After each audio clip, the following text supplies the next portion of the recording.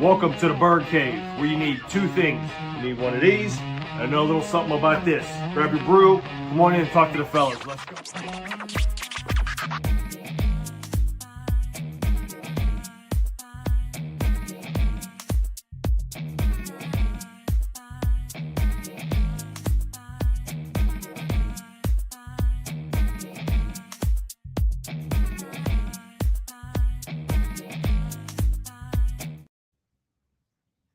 What's going on, people? What's going on, Mr. Wonderful? Welcome back to the Bird Cave. How are you feeling tonight, sir? Hey, I'm doing good. It's good to be back. Good to be back. Yeah, we got GB's out there at his daughter's show or something there in college. So much, uh, much love, respect to to his daughter. Hope she does a great show tonight. I'm sure GB's a proud father as he should be. So he'll be back next week. Um, but yeah, man. How was the weekend going, man? I mean, it was Combine weekend. Did you watch any of the Combine? Do you have it taped to go back and watch as you feel or have time? How did you So, watch the Combine? I watched some on Friday, not too much on Saturday. I didn't really get a chance to, but I did record everything. So I do plan on throughout this weekend, probably into next week, like kind of really looking and breaking things Mhm. down. Yeah, Sweet. just had a lot going on this weekend, but Yeah. yeah, I did get a chance to see a little bit, and of course, we'll discuss some of that later. Yeah. Alrighty. Therapy, what's going on? Yeah, it been too long. You know what? Weeks sometimes go by fast, sometimes they go by slow, man. But appreciate you hanging with us, man. Appreciate it. Um, so the combine, I watched most of it. I haven't yet to watch all of it. But as you know, the combine, and one, I want your thoughts on this too. And as people get in here, and then we're going to pick up on some individual players that we were looking at. The combine shouldn't be like a be all end all, right? It's more of a what I mean by that is like it shouldn't be like the ultimate evaluator. In my Correct. opinion, and I would like your opinion on this one, is it should make you go back and watch tape of a player because you either were you affirmed your belief, good or bad, or it made you go back and go, man, I I didn't even know this guy was that fast, or if he was maybe that slow Mm. or something like that too. How do you think that some of these as a coach or even as fans? Actually, you know what? We're talking to fans. How should fans really look at the combine in your opinion, and basically like how you watch it and such? Yeah, I mean it's basically another tool in the shed of evaluations. You know what I mean? Like so it's not like you said, it's not the, end all be all. If a guy, puts up spectacular numbers, it doesn't necessarily mean he's going to be a great football player. He's just a good athlete. Mhm. Those don't again, it's not a definite that's going to happen. So you definitely need to look at tape. I mean, I think the tape should be where the heaviest weight is held, is what you see Right. on film. And then you look at these other tools, pro days and combine to kind of see if okay, is what I'm seeing on film, what I'm seeing live, or is this and use it for validation at that point. But I think a lot of people kind of have it the other way around, where they think, oh, this guy is putting up all these crazy numbers. It looks great in shorts, Yeah, but yeah, football yeah, isn't played in shorts. So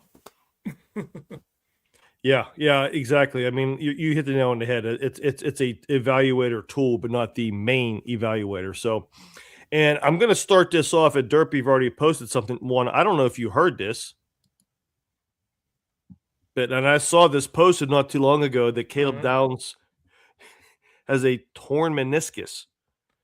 Excuse me, I was like kind of coughing there. What? Oh Um, wow. if that does happen, obviously that stinks for this guy who's has obviously a bright future in the NFL. Um, but another part of injury news that I think, and I wanted to get this out there before we kind of hit some of the players in the positions, and it actually hits unfortunately close to home with the Steelers. Is now pro football talk I don't really like very much when it comes to like tweeting, saying certain things, but When you report something on the medical, it had, you're getting it from a source. It's medical. You don't have to make anything up. But the report is that Broderick Jones underwent fusion surgery on his injured neck and shoulder area or whatever he had with that, right? Neck fusion surgery. So I looked that up. Even though my wife's a doctor, I don't know half the medical jargon and stuff, right? A neck fusion or cervical spine fusion is a surgical procedure that permanently joins two or more vertebrae in the neck to eliminate motion, relieve pain, and increase stability. It is commonly used to treat pinched nerves, herniated discs, or spinal instability, often involving the removal of a damaged disc followed by bone grading and sometimes metal plates and screws. I don't know how severe that is, but when you hear that fusion surgery, it's what I was kind of fearing at the end. And it was actually talking to somebody on the Twitters about something, and it has nothing to do with Dylan Cook and how well he played. This is a reason I think that left tackle, especially if you have Aaron coming back with his old ass, left tackle may shoot up the draft board needs for the Pittsburgh Steelers. What do you think about this news? I mean, if you have forget the fifth-year option. That's already out the window because of an unknown medical. You're not going to put $19 million on a guy right that we don't know if he's going to ever be healthy again. But when you hear news like this, are you potentially changing some draft needs at the top of the draft? Yeah, it's actually funny. I was actually thinking about this last week because I forget what show I was listening to, but they had mentioned something about, Broderick's injury possibly being worse than what people thought. Yeah. And yeah, I do think that, I mean, if that is true, and yeah, his availability is in question, definitely. Yeah, we're looking.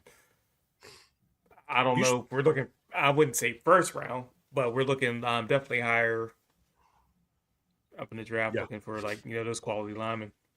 Yeah, because I don't, if I'm not mistaken, I think the free agent availability in the free agent pool with the left tackle is not good. Yeah, it never is. No, it never is. It's a premium position that should not have a lot of good players available. So, what's up, Mark? How we doing, man? Thanks for stopping in. Thanks, Adam, for stopping in as well. And to see everybody else kind of filing in here. Appreciate you.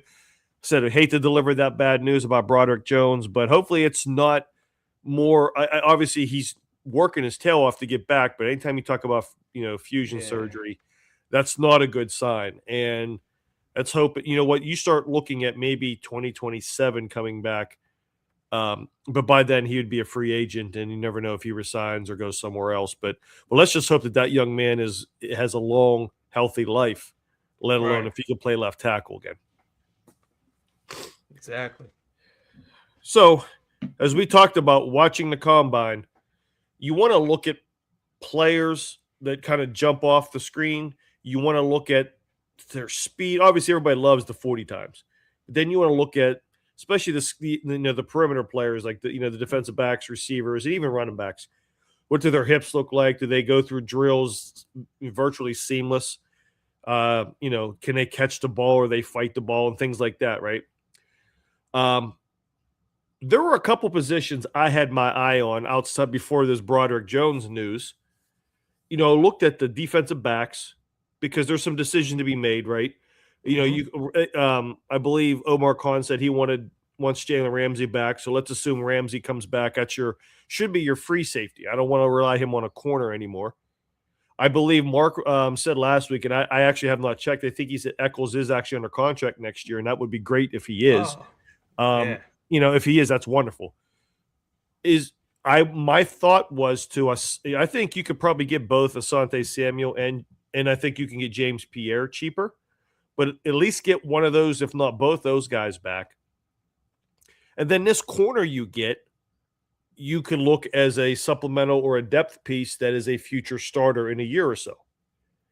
Right. So I took some notes of some guys. Like I said, I know you said you haven't watched the draft or the combine that much, but I'm going to give you a couple of names and see if any of these guys ring a bell for you. And if anybody in the chat, knows of this, any of these names, please weigh in. Yeah, I want to proud, and I agree with that. Regardless, it's O-line, and more O-line. And I got some thoughts about that here later on as we get to that. But I like 3 names in the corner position. And I spoke about this last week, but D'Angelo Pons from Indiana. He's a little undersized, right? He's only, I think, a 5'9" guy, but this dude is like Mighty Mouse out there. There's 2 guys from Tennessee, but Carlton Hood worked out, and a McCoy did not work out, but they say McCoy's probably better than him. But they're both the 5'11" to 6 foot, right around the 190, 195, so solid dudes, right?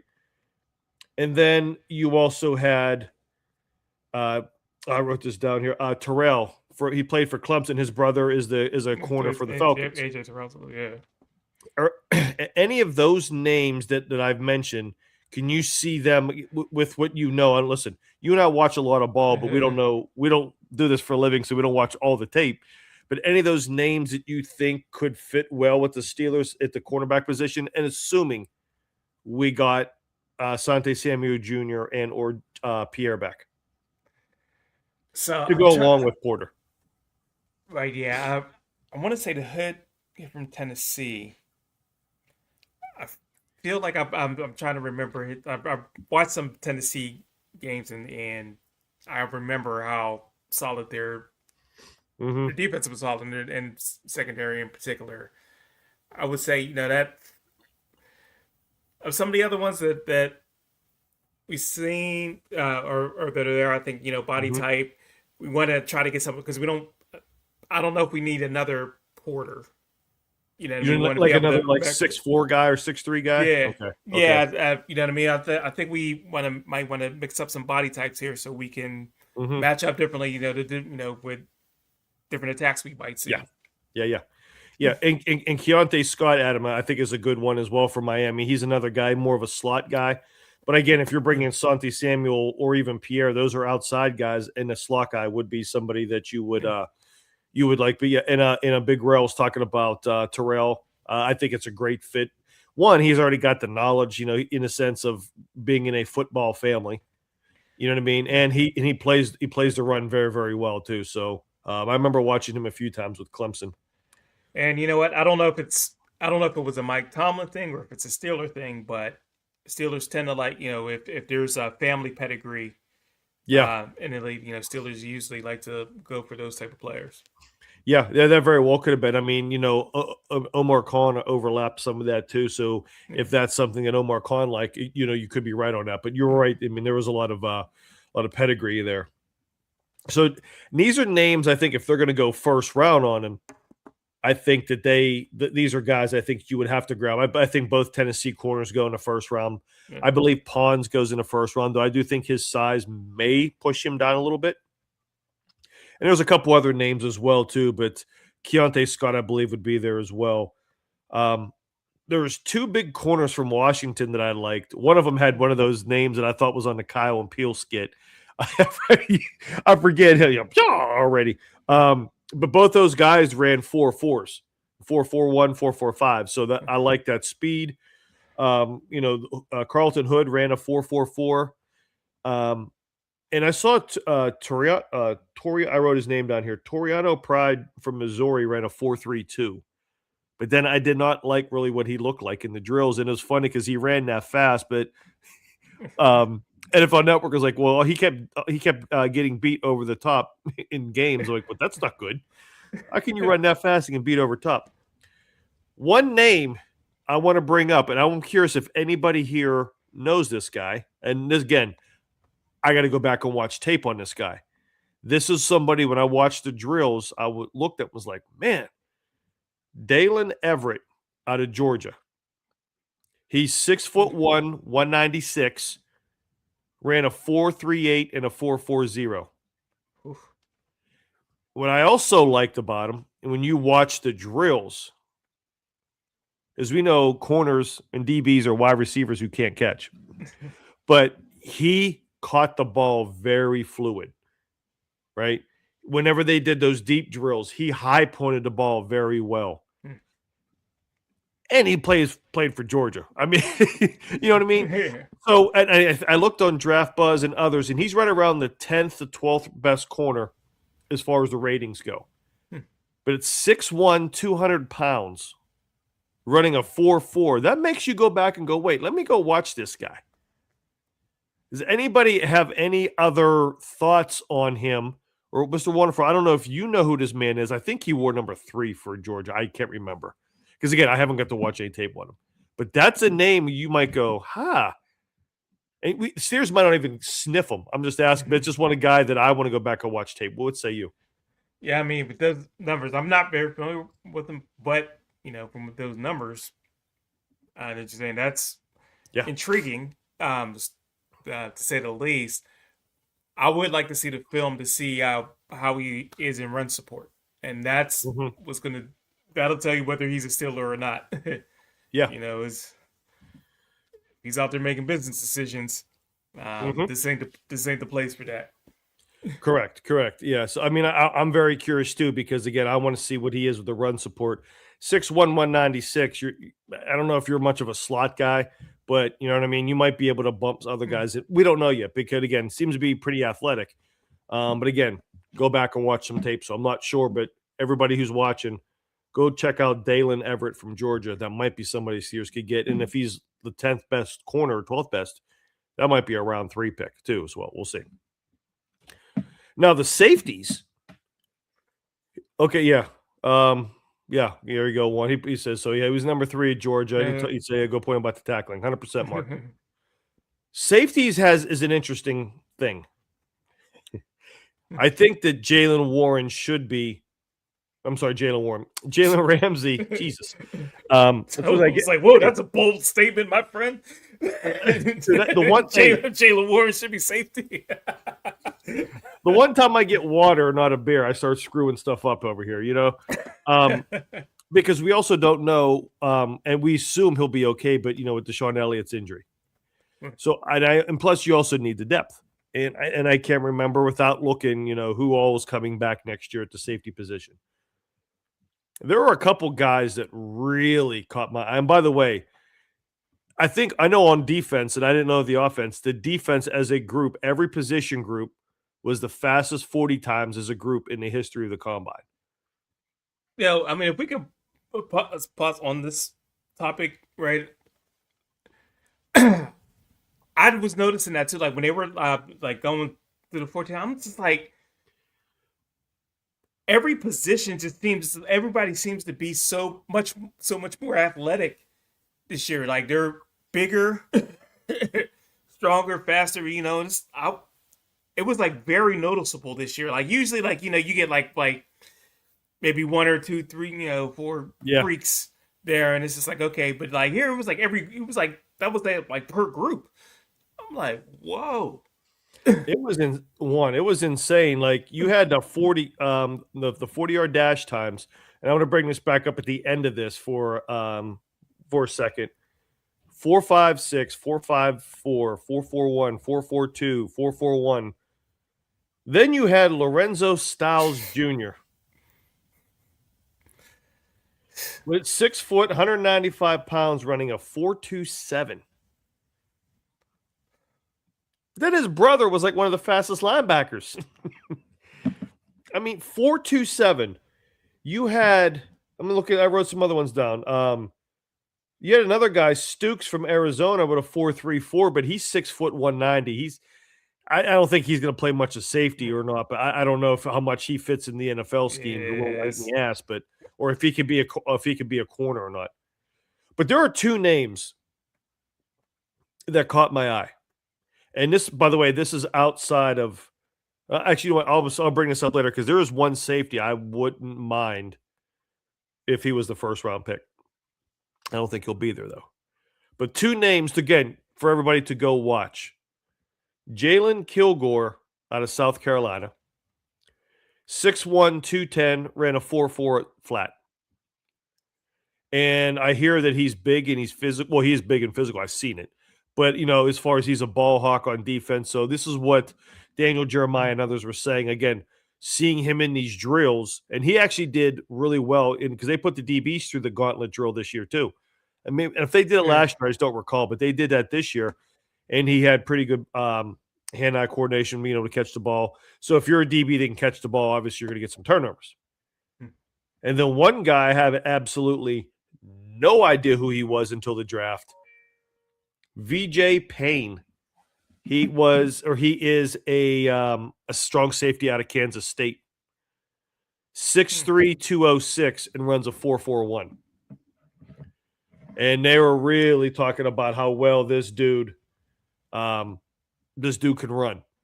And he's also a ball hawk. So these two guys, again, let's go back and look-see. Yeah, exactly. Adam knows what I'm talking about. Kilgore's thicker guy would be perfect. Absolutely. He was a big dude. Again, anytime you get somebody from an SEC. But one, have you heard of those two guys at all? Or what would you want to see the Steelers get as far as the safety goes? So yeah, I definitely want to draft the safety for the future. Like I feel like Jalen Ramsey. Now, this isn't like a Charles Woodson thing where he goes to safety or wide, and you got another 4 or 5 good. I don't think that's what we got here. So, Kilgore, I feel like I remember watching the South Carolina game before, and I remember hearing that name. Yeah, I mean that's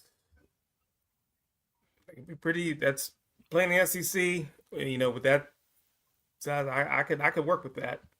yeah. You know what I mean? If we can get somebody, 4.4 at free safety is, if you can have somebody, they can play all over the field. Yeah. Because because Kyle Hamilton. And Kyle Hamilton, I think, is a 4.5 guy. Right. That's what I was about to say. Yeah. And you see how much he could, how much of the field he can cover in a short period of time. So, and that's a whole step faster. So, I like that. Yeah. You know what? Hey, of course, I get the text on this too. Shout out to my boy Craig Burton with the Beer We Go. I mentioned one Ohio State player, and he's blowing up my cell phone here while we're live on the air. Come on, bro. Man, shout out to Beer We Go and Craig, man. You're the man. Hey, yeah, and you know what? I don't know if some of these guys could actually play strong safety alongside Ramsey as well, too. So I don't know. I'm thinking some of these bigger guys could. And, and Adam brought up A.J. Halsey, who I don't know how I missed at the beginning, but you want to talk about a dude that's thick. His safety out of LSU. And I think he would be another guy that the Steelers could consider. He might get a little bit later, but I think he's a true strong safety. And the reason I caught him in the gauntlet drill because he was just standing there. My man had some John Cena arms, bro. Like this dude was just massive. But yeah, so he's another one.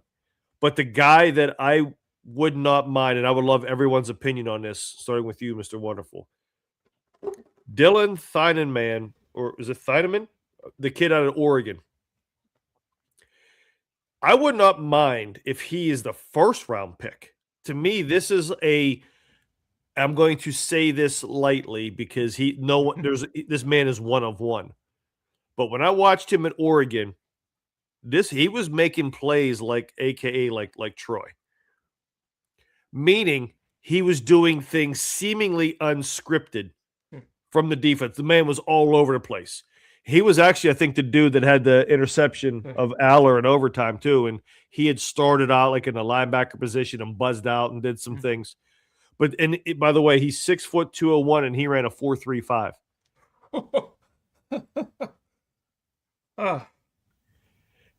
In his career, 8 interceptions, 14 pass breakups, and 305 or 306 tackles. He started his college career at Purdue. This kid is an absolute playmaker. If you don't know who this guy is, Dylan Thieneman, I hope I'm pronouncing his name right. He was a strong safety or safety out of Oregon. This kid's a baller. I think he's legit a first-round pick, but he may not be there when the Steelers pick at 21. But depending on how free agency goes, that could be somebody that I wouldn't mind getting in the first round. So, do you think he could play both, or you think he's just mainly strong? I think he could play both. I was gonna say with that speed, like if you can't, I would Yeah, that would be a bigger red flag to me if he couldn't. yeah, yeah. That would Yeah. make a lot of sense, Adam. He's Mhm. probably a better version. He's a little bit smaller, I think, in stature, but he's probably a better version than Harrison Smith. Yeah, this guy. I mean, Actually, he'll go to Baltimore just because. no, no, no. Well, you know what? And also, too, if he's a safety, he may go up, shoot up the draft board if that Caleb Downs injury is legit, Mm. and it ends up being something. He could actually go. He could go a lot earlier. So we don't know. But hold up, back to Yeah. the Styles kid. Yes. Get ready, Craig. Safety running 4.27. Bro. I can't even. My mind can't even process that, man. Like, No. And he actually has some really good agility because I was watching him in the cone drills where they were doing the breaks on the ball and everything. He's pretty fluid. What is he? He is. Let me see. I think that right down his how big he is. Yeah, 6'1", 194. wow. That might be a free safety, but you could box him because you could listen. He would be one hell of a blitzer off the end. Oh my, yeah. And he'd hit you on a screen on on like a wide receiver screen. The quarterback may still get sacked. So yeah, I mean he would be a weapon for sure, 100% weapon for sure. But I was watching that though, man. And Craig, listen, man, get yourself excited for a little bit. But I don't know how the hell Ohio State ever lost a football game. All those players they have, I mean, across the board, the D line, all this stuff, man. Those guys were just—it was like a goddamn factory.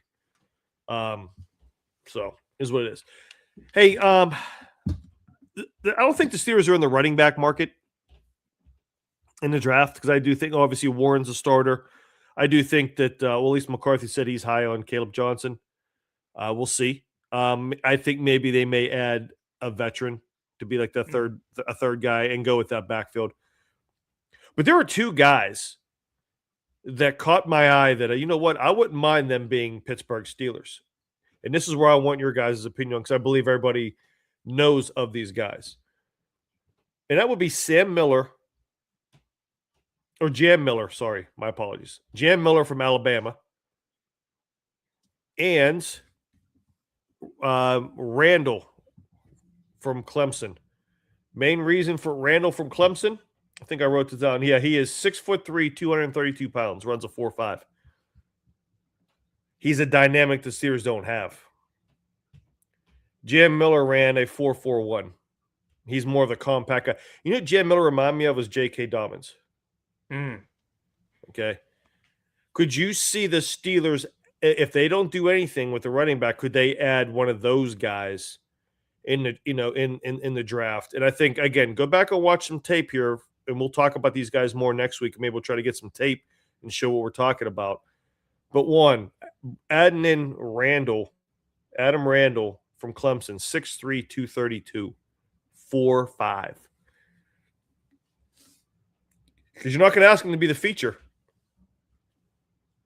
So it's hard for me to answer this question because I don't know Mike McCarthy. Yeah. So you know what I mean? That's a really good point. Last year I could have said, yeah, I have something to base it off. I'm trying to think, in Mike McCarthy's, like, did he have any back similar to that? Yeah, and nobody's really coming. Does anybody know if they're watching? Can you look up something like what running backs did Mike McCarthy run with in Green Bay and Dallas? Did he have any bigger backs? Did he have no? Because Aaron Jones, he was before his time, but we'll figure it out. But yeah, that's a good point. Depends on what he wants. Zeke, but Zeke was a power back to a point, but I don't think he was that big. I mean, he was big, but I don't think he was like 6'3", 230. Eddie Lacy. Could, yeah. Yeah, Adam and AC. Mark, those are both good calls. So that's a good point. Well, you know what? I think that's one of the things we should all look at that. Come back next week, and then we can wrap up the combine and move on to other things. As far as the draft prospects. But I'd be very curious to see the type of backs that Mike McCarthy and Eddie Lacy and Zeke would be good. Is there room schematically for someone like Adam Randall? Yeah, Knowing Eddie you have Lacy's a good Jalen one. Warren. Yeah, knowing you have Jalen Warren as your bell cow, at least to start. So those were the two guys. I didn't spend a lot of time watching the running backs because I think the Steelers aren't really in the market for running back. But you could add a third guy that's somewhat of a different size. And I went in knowing Randall was a big dude. I wanted to watch him, but then Jam Miller really caught my eye. I know he was hurt a lot this year for Bama, but he was a power back. He was pretty damn good. So I'd be very curious to watch. Yeah, I didn't really watch the running backs much. I just saw, man. Listen, I do not like Notre Dame. Hated Rudy. All that. He said, "I hate Notre Dame. I hate Rudy. I hate everything." Yeah. But Jeremiah Love, dog. Best player in the draft. Dog. He's the best player in the draft. Man. If there was a way. I unfortunately saw that man's spin move against Pitt live. Oh. And I had nothing. I just sat there. I mean, listen, you got to tip your cap when an athlete like that comes along, man. Listen. Yeah, that play, dude, I gasped out loud. I remember seeing it because I saw he's about to get. Oh! It was curtains. Yeah, and listen, and you know what? I'm gonna get to this, and Alan April brought up a good comment. When did you see? I don't know if they even had the highlight. If anybody watched when Jeremiah Love ran. By the way, much respect for a man that high up in the draft do all the drills. Listen, I know I'm good, but he ran his first 40, and I think it was a 4.38, and it went to his dad. And his dad was like, he could do better than that. I think the next one he ran 4.36. So, and then he was kind of right. Okay, man, he was right. Yeah. But I mean, you get a guy, his size, and he runs a 4.38, and dad's just like, this dude. But I want to proud one. If you want this, he said, if you want to bring this back up, is McCarthy always had a fullback. And I think, here's what I think about the fullbacks, Alan Prowl and everybody else is, I do think fullbacks will make some type of a comeback, but they're not going to be Dan Kreider type fullbacks. It's going to be Hayward's younger brother. Yeah. It's going to be a tight end because if you have an old school fullback, you're kind of limiting what you can do offensively, and these big tight ends they're bigger and more athletic, so they can overmatch some of these smaller. Because I'm telling you something, that's how you beat a safety. It's 205 pounds running a 4.27 is you run right at his ass, right? So, but yeah, so we'll see. But that's definitely a good point. He probably had that. I think you could turn Connor Hayward into almost a full-time fullback and kind of a gadget guy. All right, man. I hadn't spoken to you about these, but the biggest need going in the draft, what everybody wants to talk about, is a wide receiver. And I think it's really a big, big need, almost to the point where they could double dip. But it really depends on what they do in free agency, right? There is rumors of the Brian Thomas Jr. trade, which I could see doing that because then that eliminates drafting a receiver high if you need to shift your thoughts to a tackle because of Broderick Jones's surgery, or it could shift around different places, and you could also double dip on a wide receiver, the one draft, one free agency. So Mark. I'll ask your question, or Adam as well. Adam said, what's your stance on Lemon from USC? One, do you have any thoughts from just seeing this guy play? He's, I believe, rated the number 2 receiver in the draft. Behind, after the combine, Let me take a look here. I believe Tyson from Arizona State is now rated the number 1 receiver in the draft. Oh wow! If Okay. through Draft Buzz. Yeah, Jordan Tyson right now is ranked the second. Makai Lemon is I'm sorry, Jordan Tyson, excuse me, is first. Makai Lemon is second. Second. Carnell Tate went down to third. Meant regarding his interviews. Adam, I did not see his interviews. I heard about him, but I did not see him. Anybody one? Did you see him? No, I didn't. Same thing. I heard that I should see it. I just haven't getting a chance to see it yet. Yeah, I heard that. So Adam, I'll take a look at that and I'll post it on X, or maybe if it's something I have a really strong opinion on, maybe I'll throw a little quick short up and just put up on the YouTube page. But I heard that people were saying it wasn't good. I don't know who's saying it wasn't good based on what. So I have not heard him, but on the field, he's obviously dynamic, but I think he's going to be gone well before 21. Carnell Tate could be slipping down. He ran a 4.54. 1 second. He said it's not okay, be real, not fair. Hold on, let me bring this up so everybody can see it here, I think. Big Rail says it's not fair. Lemon was asked weird questions by the media. Yeah, you got to take that into context too. Yeah, there's a lot of weird media out there looking for clickbaits versus actual ball talk or football talk. So there's 2 guys that I like. The group that everybody associates the Steelers with. Makai Lemon, understandably so. Carnell Tate, he's going to fit in most systems, especially in the West Coast system. You have Boston out there from Washington, the big guy. So you That's take David Boston's kid, right? I don't know. I can't remember if it is or not. I thought that I heard that. I thought that was which would make sense given his size. Yeah. Okay.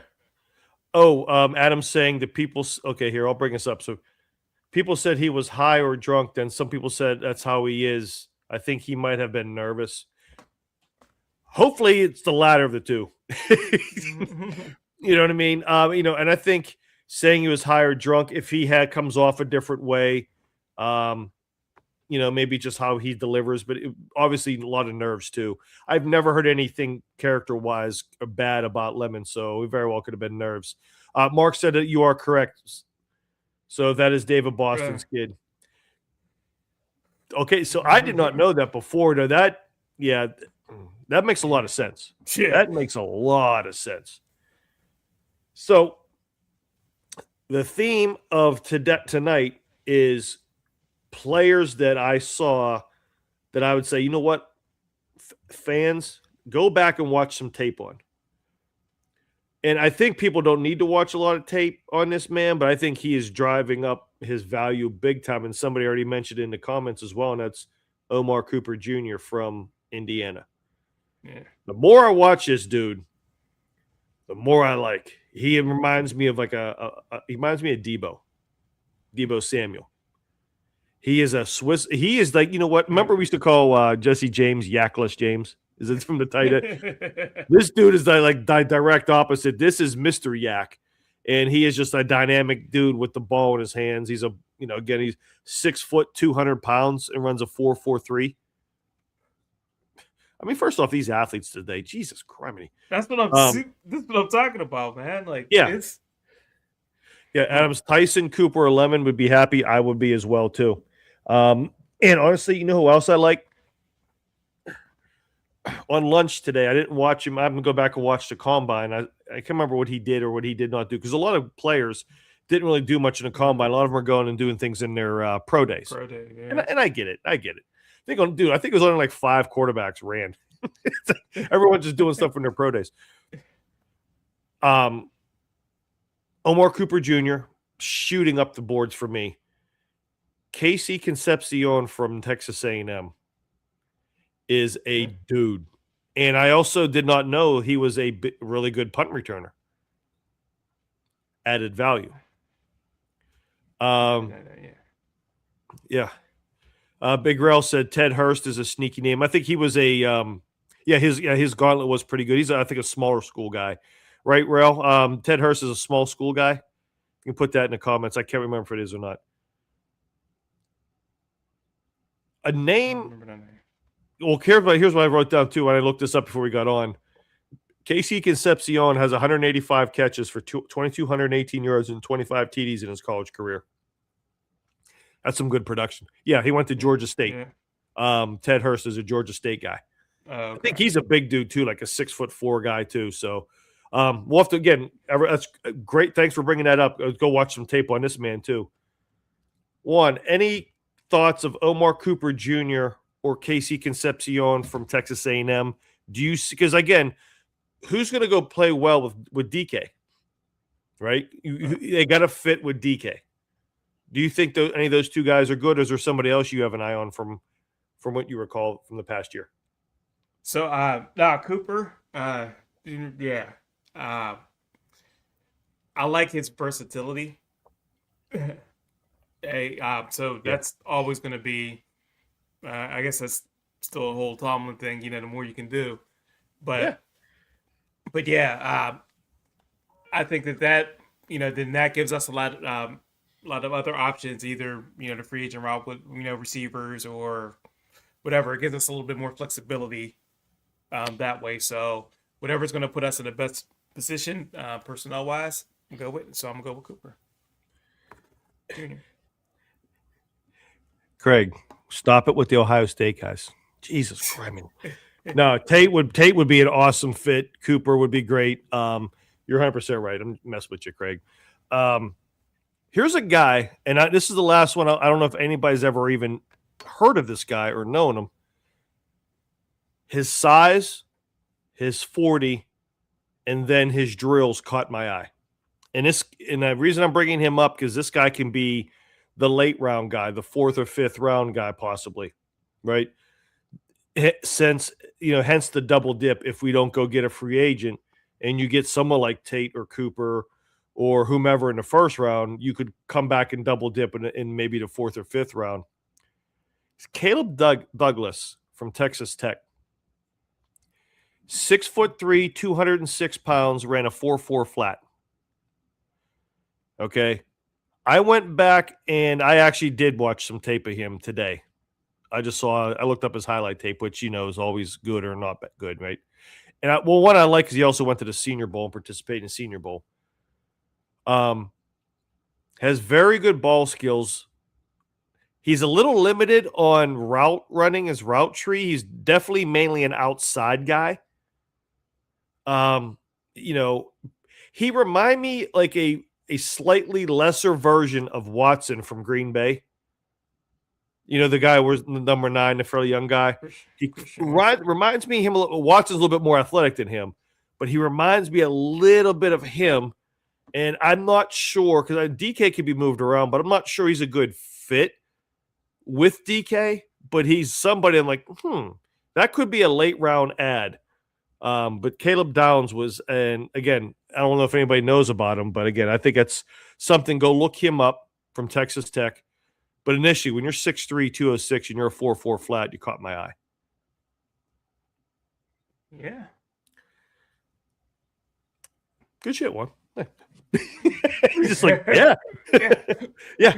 No, I'm trying to think if I remember seeing any tape on this guy.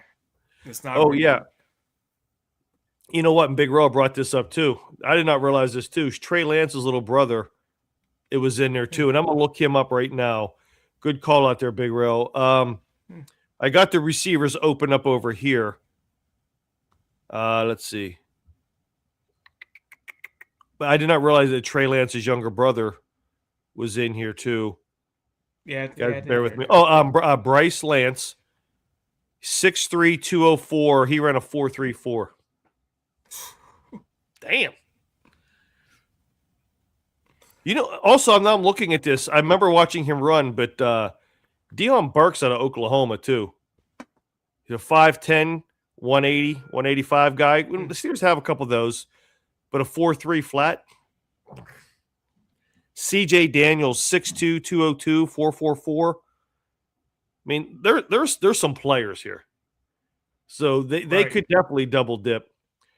Go from there. Now, you know what, Adam? Thanks for bringing this up because this is also another part of Steeler news I wanted to get to. Drafting Sadiq and making him a power slot, be one big ass receiver. So one, I don't know if you know, but the again, let me pull this up and I just want to get this. So the Oregon tight end, again, these freaking athletes ran a 4.4 flat. Yeah. Ty and Doran Dickerson, Mr. Pitt and Western PA guy with the fastest time on a 40. But Sadiq is 6'3", 241 pounds. Actually, it says his unofficial time was 4.39. Here's what I'm talking about, Adam, when I said you brought that up is it was reported today by multiple sources, so it had to have some legs, not just like Pro Football Focus or a bunch of other rubbish that's out there. 6 teams inquired about Pat Freiermuth in a trade, and he said, and then the report is that the Steelers shut all of them down, saying that he is not available. Kind of intriguing. So I looked at right before we went on one. Kind of like, I wonder why. He is basically the same Pat Freiermuth, the same size as Jermichael Finley was for Green Bay, who was a main staple in McCarthy's offenses. He had 3 seasons of over 55 catches. Now, would I trade Pat Freiermuth for Sadiq? Probably. He's just a little bit more athletic. Just a little bit. Just a little bit. But that's an interesting point, though. I mean, that would take a lot, though, too. But then I don't know about the contract stipulations and things like that. But are you happy? Oh, first off, let me ask you guys this: are we trading or dumping Mr. Can't run his routes right, Smith? What do you think about him? About why am I drawing a brain fart right now? John New? John New, yeah. Jesus, I want this. I drew an actual brain fart for like 3 seconds of his first name real quick. But yeah, John New Smith. Or again, really, we don't know how McCarthy is going to think about this. Having him and Pat Freiermuth, but I really think that we need to give Mount Washington more of a burn at receiver and get him playing more. And I think it does make John New Smith expendable. What say you? John New Smith's was expendable since after week 3.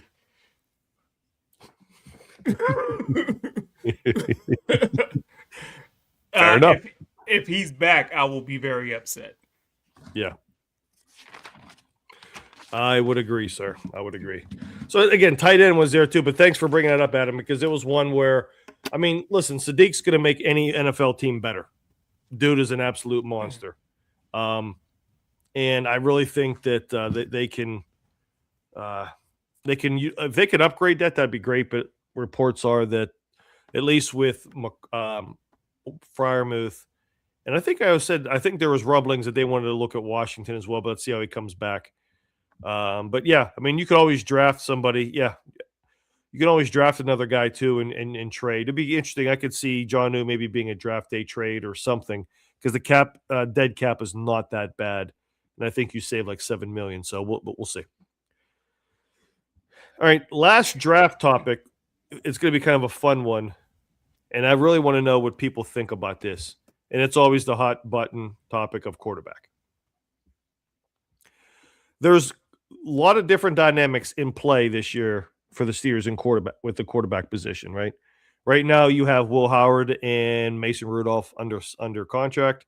It's nothing to really get too excited about unless you're a hopeful person for the future of, possibly of Will Howard, but that's obviously a big question mark. Bringing Aaron back because this year's draft is not really that great with quarterbacks, but next year's draft is. Based on who's, going back to college. Allegedly. What is your draft? Well, calm down, man. I'm not saying anything about Aller. When I will, but I'm not. I'm not. I'm not in favor of picking Aller, brother. Trust me. But I'm going to bring him up in a second. One, if are you? And I think we discussed this briefly. So real briefly, are you in favor of Aaron coming back because of what is out there? Actually, at this point, I'm kind of just ready to move on, and let's just see. Like I just feel like it's just gonna hold us back. Like, what is he going to really give us that much more than a Will Howard? You know what I mean? At this point in his career, you know what I mean? It's going to be the short passing thing all season again. You know what I mean? So, what are we? We're not learning anything about anybody else. I don't want to see it again, man. I'm not. I don't want the dink and dunk of last year, but I'm hoping with McCarthy and others, it's not. It's a little bit more opened up, but we'll see. I'm 50-50, right? I would like to have him back for one more year to be competitive, and not go backwards too much with Rudolph or with Will Howard potentially. But at the same time, I'm with you, Juan. I mean, at some point, you got to turn the page and move on. You know what I mean? The two names I want to bring up. Dude, Rel was the biggest Will Howard fan I've ever seen in my life, man. I'm telling you. I'll get to my take on Will Howard as well too, because I want to put this on tape so everybody knows. But Drew Aller from Penn State and Ty Simpson from Alabama. Mr. Juan, are you touching any of those guys in any of the first 3 rounds? The reason I skipped the first round, I think I know you're going to pretty much give me a hell no for the first round, correct? That's definitely. Thank you. See, right here. Are you touching any of those guys in the first 3 rounds? If you're the Pittsburgh Steelers, not saying someone's not going to try and get them, because they very well may, but are you doing it? Aller definitely no. Is Simpson the last 3rd round pick? Is he worth that?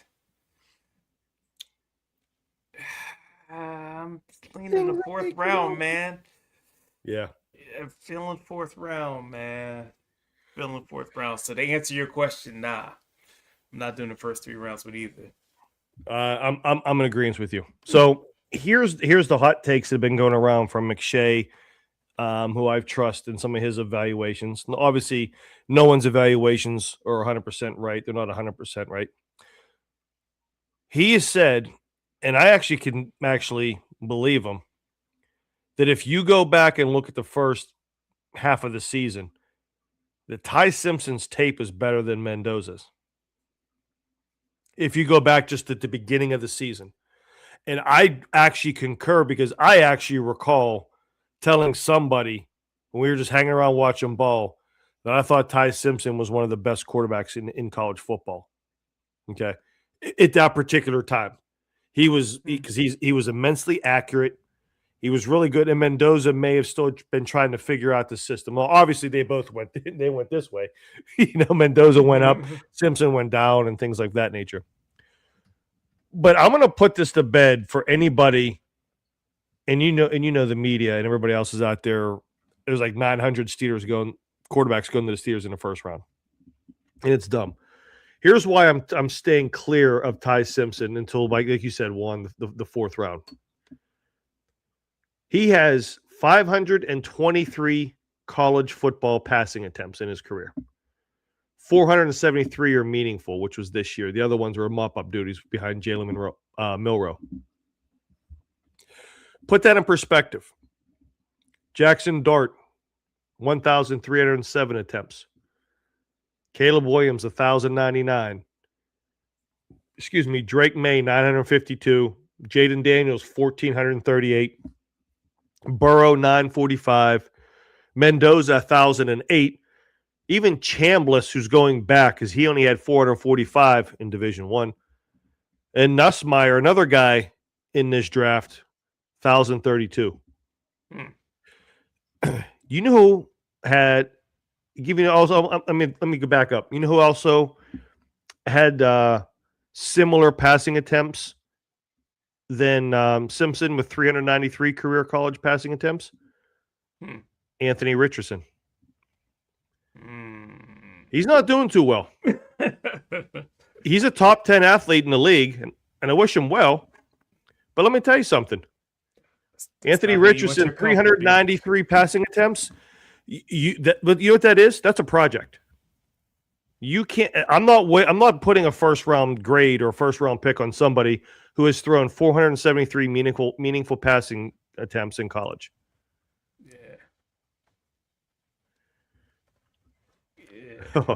Charlie, what's going on, man? Yeah, you're right there. Concepcion, the hidden gem. He's like, give Mr. Wonderful the address of celebrations. One, I don't know if you know, man, Charlie's one of the great pick guys that's met there. And actually, Charlie is like in the Cheswick area, Harmonville, Springdale area. So in Harwood. So he came out and met GB and I. So he's a good man. Thanks for tuning in tonight, Charlie. Appreciate you. But yeah, I am not touching Simpson at all. 400 and listen, not to say he won't be good, but I'm not spending a first round grade on him right now because if his perfect scenario, he's going to have to sit for a couple years. 473 attempts. No. Okay. Now, let me get on the rails boy, Drew Aller. And I agree. I ain't touching him. I'm good. Drew Aller. Let me see if I have this keyed up. Well, you know what? Let me do this in one. I want to have your thoughts on him because I think I have a tape here that I want to show everybody. I pulled actually. I saved it from Jack Sperry, a really good Twitter account. If you don't follow him, give him a follow. He does post about about 12 quarterbacks, in a week, saying this and that. But he's filling content. He's just saying, hey, if this quarterback is available, this is how he could possibly get to the Steelers. I gave him a hard time about a few other things. I think about Andy Dalton or something, but man's just out there posting content. Drew Aller is the typical. He has an NFL arm. He has an NFL body, but the problem is, it's here, right? He seemingly doesn't process information. Rail's like, don't follow that dude.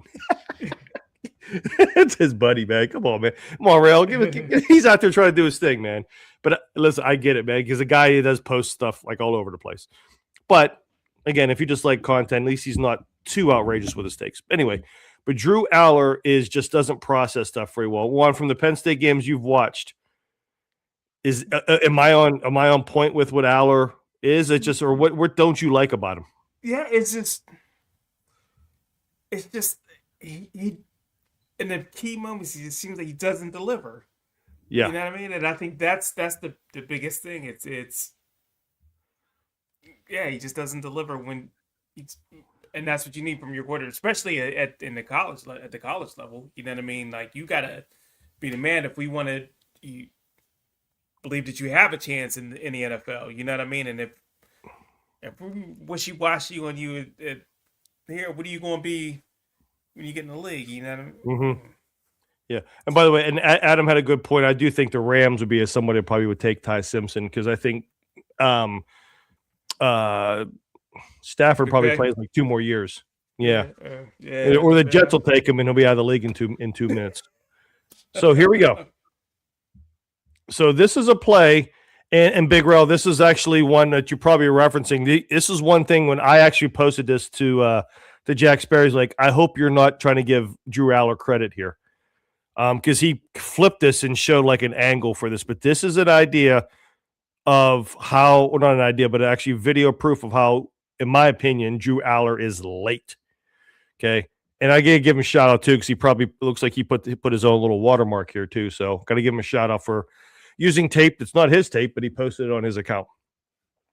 So this is a play against Oregon, and I think this is dude that I was talking about here. The first round pick guy. I want you to watch Drew Aller here. Okay, he gets the ball. Now, initially, he's at the bottom, but right now, he should be coming off this very quickly because he's got 3 defenders and 2 guys, right? He should be coming off this fairly quick. He's looking, and he's got this guy running already over here, so it's almost a 4x2 as far as defenders, okay? Now, here's why I say that. So he does come up right here. See his hitch foot right here. He's looking. It just seems like he does come off. You see him start to look the other way. Affects this guy. Here's where I'm saying he's late and he's indecisive, or he thinks his arm is too good. And in the NFL, it's not going to be as good. Hits his foot right now. He should rip. The ball should be ripped. See how he's just jumping around like a goof?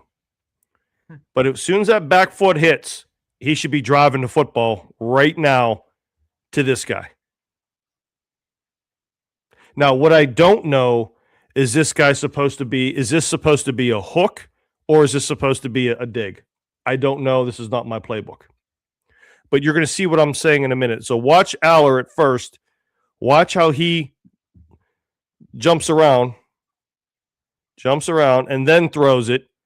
But it's all watch when as he's throwing it. Watch the middle of the field. Oregon defenders already reading it, and dude's going to get. He basically gets the dude. He catches it, but it's unnecessary. It's late. One, you know that in the NFL, that's going to be a pick. Oh yeah.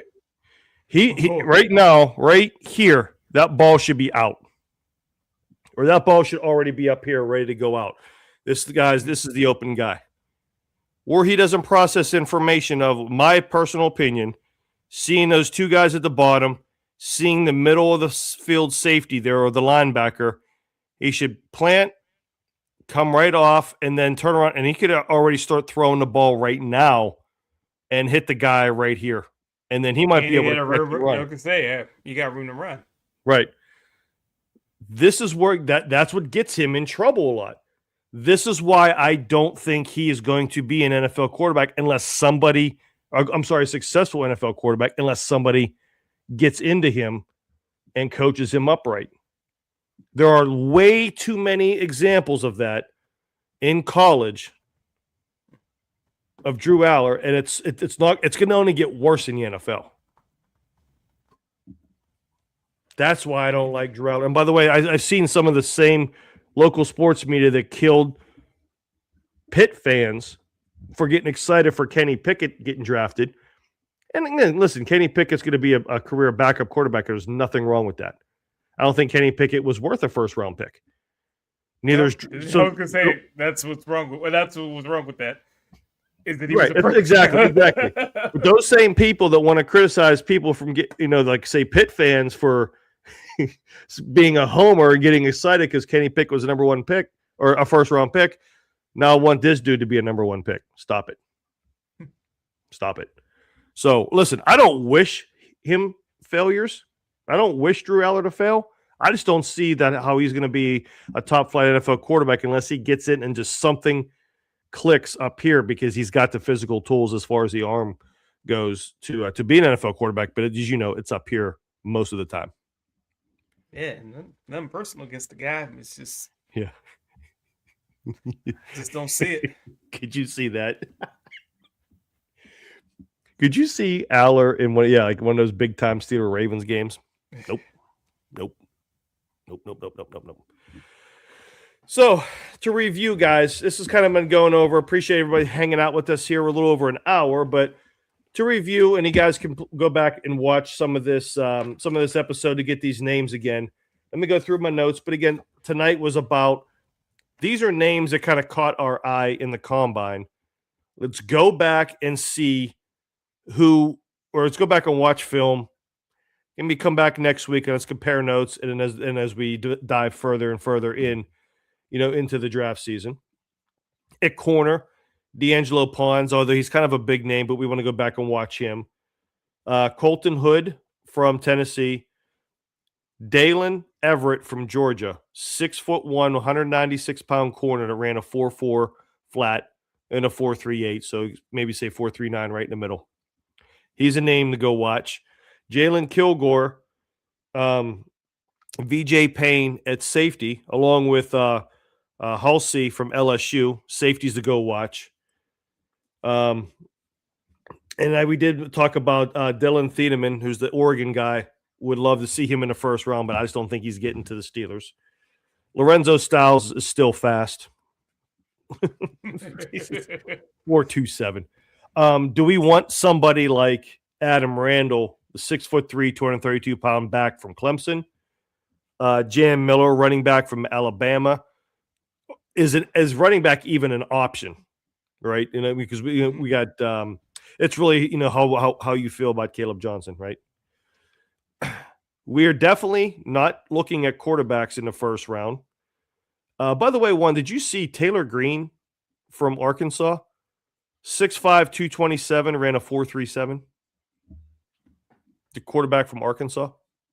No. But here's a problem with him, though.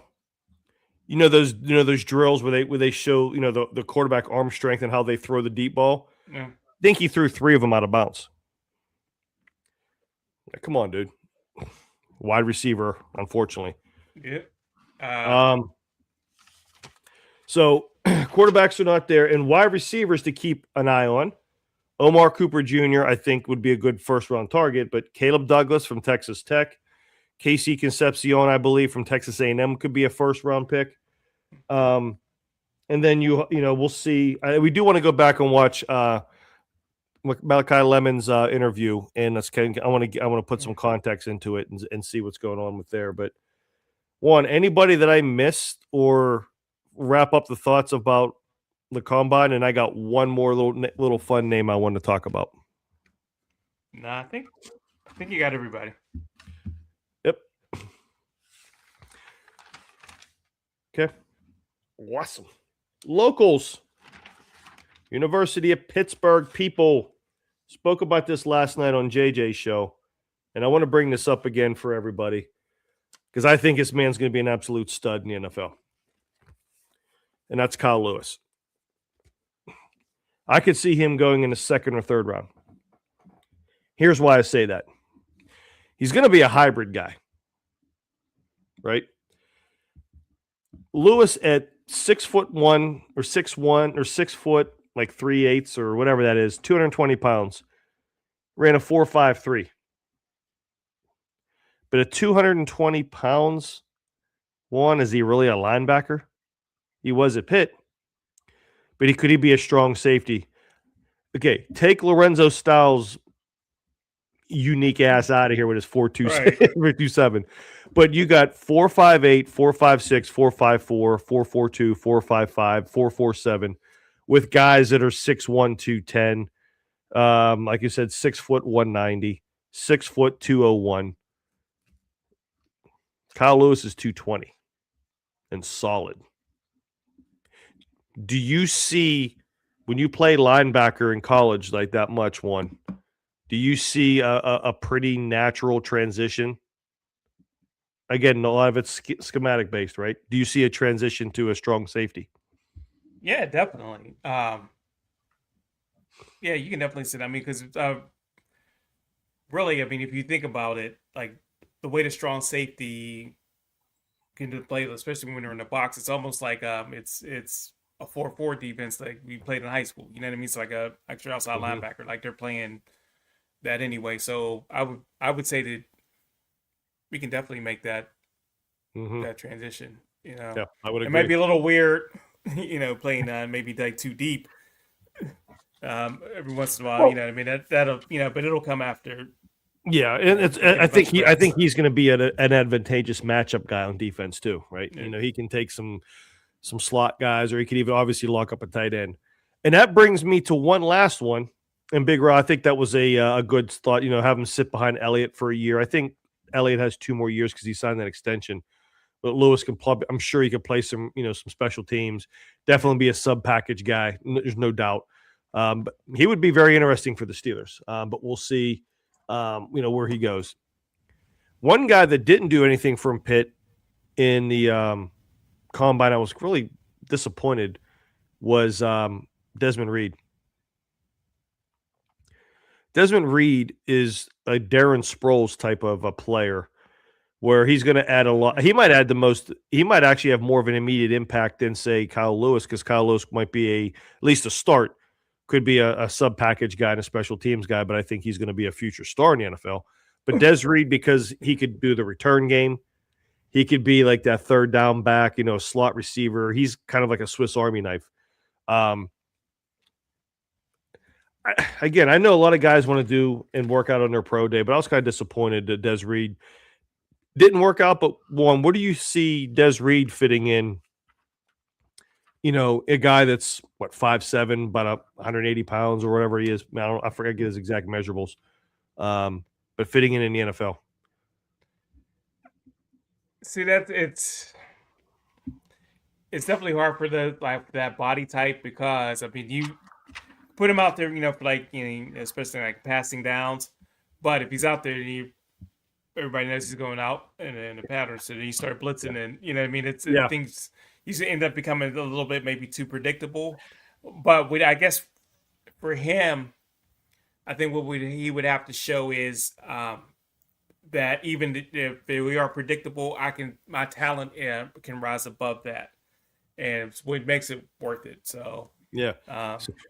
So you're not going to have Des Reed pick up the mic on the blitz. No. Yeah, no. Hey, none of them. Mike Samwer will. Any of his boys, Mike already the boys. None of them dudes. Big Rose, we watched that show already with Rainey and Archer. Right. Yeah, I'm not suggesting Steelers get him. I'm just saying, it would be again, he's unfortunately Reed's probably going to go late, like day 3, unfortunately. But he'll go. He'll get his shot. There's no doubt. What round do you project Lewis getting selected? Yeah, Mark, I think it's going to be second or third, depending on the team that picks him. Maybe if I'm going to bet, if I was a betting man, I'd say third round, high third round. But it really depends on if there's a run on linebackers or if there's a run on safeties. He his value could shoot up. But you never know how the draft's going to go. And obviously, we don't know how free agency is going to go. Free agency is going to change draft needs for a lot of teams. But if I was a betting man, I'd say early third round, but he could sneak into the second for the right team. All right, sir. Well, hey, this has been a fun show. Appreciate everybody that came in and hung out. We finally got the whole Twitter thing fixed. It was broke for the last couple of weeks. I don't know why, but the stream wasn't available on the Twitters, but it is now. Appreciate everybody that was hanging with us. But Mr. Wonderful, where can people find you on the socials? Find me on X and on Instagram at Bald Thunder. That's right. Let me see here. I got one last thing I want to talk about with everybody here for the locals. Let me see where to go. Bear with me, guys, for 1 second. I thought I had this called up. But yeah, you can find me at the Bird Cave on Twitter. Obviously, if you guys have not yet already, please go ahead and subscribe to this channel. It's free. Doesn't cost you anything. Like the video once it's posted. Throw some comments on there. It helps the algorithms and helps the channel grow. Appreciate everybody that's a part of the show on a weekly basis, or those who come in and check in here. If you aren't able to catch the live, being able to just watch the replay. And let me throw this. I got to put this picture on my computer real quick, and I want to pull this up because it's a little shameless plug for the locals here. I don't know where life would be right now without airdrop. Alrighty. So, as you guys know, let me pull up their address here. So, the official sponsor of the Bird Cave is Celebrations Bar, Banquet, and Grill, located at 810 Steubenville Pike, Imperial, PA. Their phone number is 724-695-4333. Great venue. It's like my man cave away from my man cave. Charlie, there's the address for Mr. Wonderful, though I know he knows where it's at. But we've done 2 pit shows there that have been a tremendous success, a lot of fun. But the Bird Cave is going to make its first Bird Cave specific live event, if you will. We're going to shoot some video there, but we're not going to do it we're not going to shoot the entire video. But what Bird Cave is going to do on March 22nd, it is a Sunday from 6 to 9 p.m. The day events for celebrations were all taken up here in the next couple months, so we went with an evening one. But it's on March 22nd from 6 to 9 p.m. playing Jet Berge. I'll explain what that is in a second. Baseball trivia with prizes. Reason being, baseball season's right around the corner. I'm not much of a baseball guy. However, there's a lot of buzz around the Pittsburgh Pirates this year. And it's a better summer when the Pirates are competitive. They got some power, they got some pitching, things like that. So what we're going to do is Jet Berge is just the Bird Cave's play on Jeopardy, of course. So my man Big Tone, who if you go back into the archives, and there was even a few Jet Berge episodes we did here in my basement, he has a Jeopardy board on his computer. So we are going to make a baseball trivia Jeopardy game. And of course, we're going to have some fun with the titles, but the questions will be 100% legit. When you arrive at celebrations, you're going to put your name in a bowl that if you want to have a chance to play. Obviously, we're going to have 3 players. We got buzzers and everything. We're going to put the board on a big TV or a few TVs in the bar. We're going to select names, and they're going to play Jeopardy with prizes. And these prizes, guys, we're not talking about, hey, we're going to get you a free beer if you win. My man Craig Burton from Beer We Go is working some of his contacts, talking to Alex. We want to get a very, very special prize that's going to be well worth people coming in on a Sunday night hanging with us for a few hours. But if you're hanging with us and you're not selected, we will also ask random questions. We'll pause the game for a couple of minutes. And if the players want to go get a refill of their drink or put a food order in themselves, we're going to stop and ask random questions to people that we select out of the bowl as well. If you get that question right, you will also get a prize. The questions are legit. The categories are not, if you know what I'm saying. It's going to be a great night for 3 hours. And we're also going to do our Bird Cave Pirates Buccos preview, which I'll just be hosting because I don't know shit about baseball. But we're going to come with record predictions and things like that. So, again, we will have some of this on video. But I'm not going to film the entire thing because I want it to be special for people that come in. But I'm definitely also want to show people what it's like. And then we'll be doing more of these throughout the summer. We'll be doing them during the day and on the weekends as well, too. But Sunday night, March 22nd, 6 to 9 p.m. at Celebrations. Come play some Jet Berge and get excited for these for the Pirates. Pirates. Get excited before they suck by June. Jeez. Paul Skeens and all these bats and these hitters and things like that. Why not? Let's go. Bring up that little 19-year-old kid that's hitting home runs down there.